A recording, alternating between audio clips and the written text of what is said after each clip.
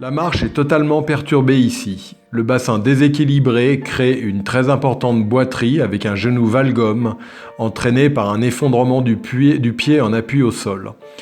Il ne s'agit pas là de la marche à pied, mais d'un déplacement alternatif qui ne va pas créer de rééducation fonctionnelle, mais provoquer d'autres dégradations anatomiques par une répétition à la marche de mauvais mouvements.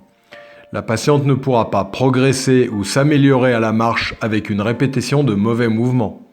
Un mauvais mouvement répété 1000 fois ne donnera jamais qu'un mauvais mouvement qui continuera de détériorer les articulations du dos, du genou et du pied, de détériorer les muscles et d'empêcher l'amélioration clinique du patient.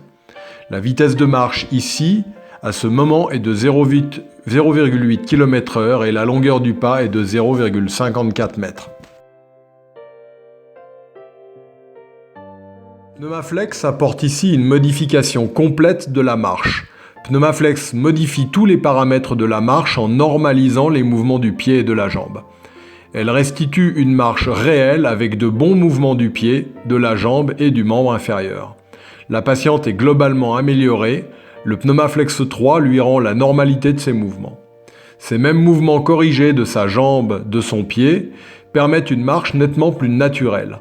Sa vitesse de marche est immédiatement augmentée et passe de 0,8 km/h à 3,2 km/h avec une longueur de son pas qui double pour ainsi dire à 1,16 m à la place de 0,54 m sans Pneumaflex.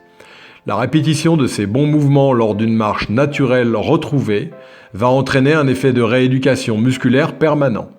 La patiente va donc s'améliorer à chaque fois qu'elle marchera, car la répétition des bons mouvements à la marche entraînera cette fois une amélioration générale de l'état physique de la patiente.